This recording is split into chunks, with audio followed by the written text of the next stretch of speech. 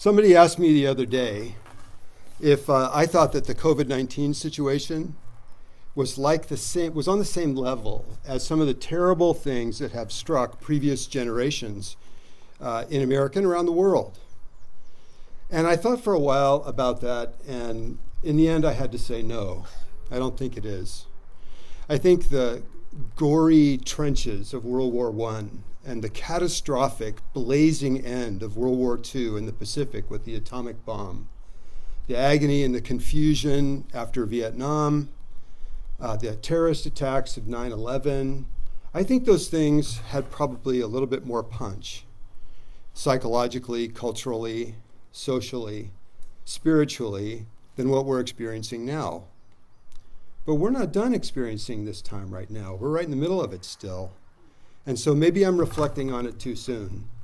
But I can't help reflecting on it. I do all the time. And I keep coming back to the same very simple lesson, which is my charge for you.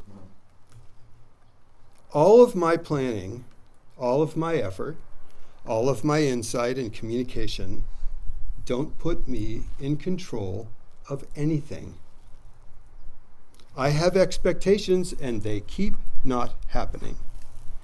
Just as dramatically, you had and still have expectations about your life, graduates, after graduation from high school.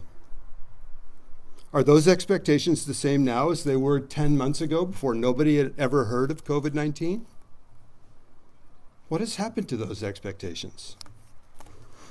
At the very end of June this summer, Santa Clara County released, I never want to have to read one of these again, a guidance document for the opening of schools. Open up your schools, they encouraged us to do.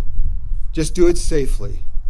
Detailed documents talked about masks, cohorts, social distancing, effective sanitation practices, and much, much, much, much more.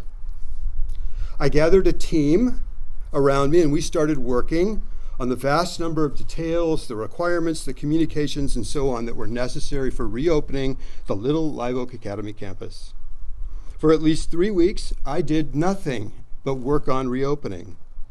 And then, just over a week ago, the government authorities announced that we can't open the campus. Poof, gone. Expectation over. Work wasted. I felt jerked around, frustrated, and out of control. That was my expectation for the fall. What was yours, graduates? What did you expect you were going to be doing and where you would be after graduation from high school? Has it all come off just like you'd planned? For me and for you, it's the same lesson. We are not in control. And sometimes it takes something like the situation that we're in today to break through so that we can have that realization. But isn't this truly a realization that's in our lives as reality all the time? Or is it only a lesson for times like these that are full of upheaval and unexpected change? Proverbs 11:23 says, "The desire of the righteous ends only in good. The expectation of the wicked only ends in wrath." Why is that? I think this passage can be looked at least two ways. On one level, it's a promise.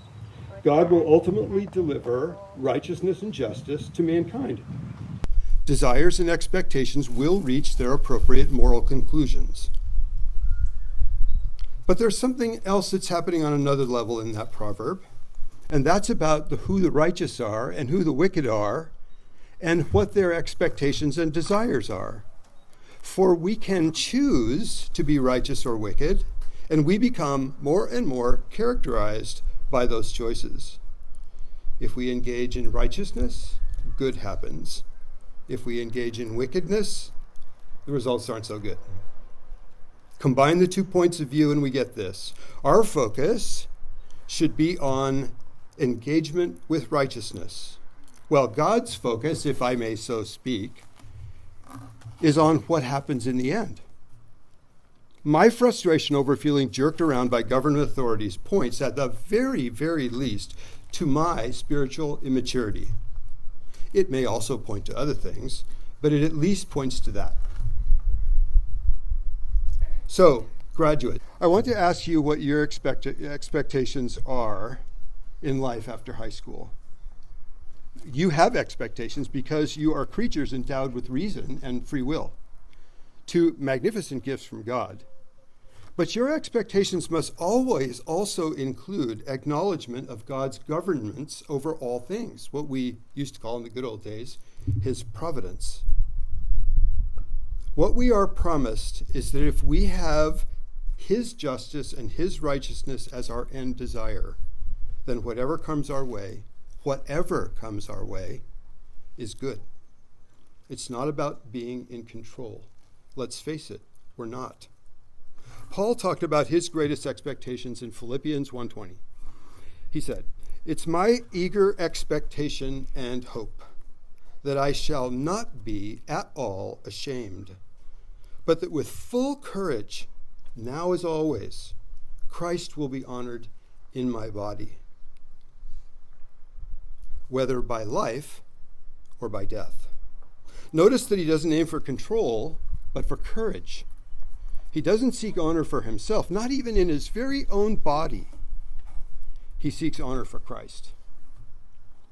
So, graduates, be full of courage and honor for Christ, even in your body, even in the face of death. Do this, and your expectations will be met with good, and you will not at all be ashamed.